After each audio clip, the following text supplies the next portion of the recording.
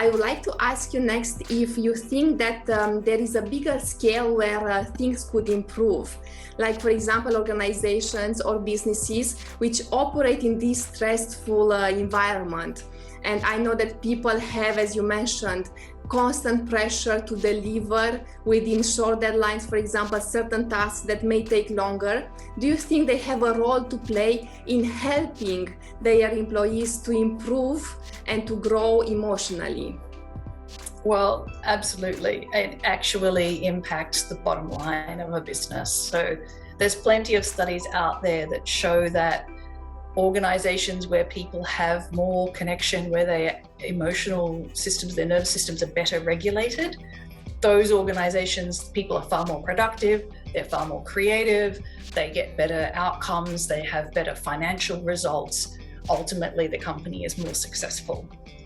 So it's absolutely, like, not even because you should, because you're good corporate citizens, but for the sake of your bottom line, if you can set up a company culture that actually recognizes and values and teaches people how to regulate their nervous systems and how to actually do their work from their functional zone, not from their overstressed zone, you get better results from the people and you do better as a company.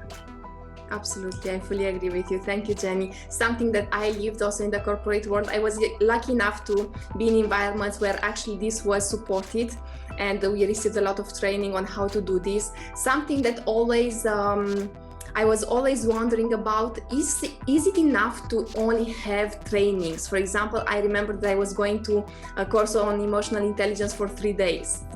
But then it's all about applying it. So for me, it felt like this is not enough, like 3 days of training and I learned the theory, but then how do I apply it? Do you think this is enough, or do people need actually coaching also on top of the training? It's absolutely, it's a skill. You know, it's like if you spent 3 days in a workshop where they told you how to ride a bicycle, you would not come out of that workshop being able to ride a bicycle. Like, you have to actually get out there and practice and, you know, try and fail, and then one day it just clicks and then you've got your balance, and like, it's a skill. And absolutely, it's difficult to learn a skill by yourself, even a very mechanical skill like playing the piano. Like, it always goes faster if you have a teacher who can watch what you're doing and give you guidance.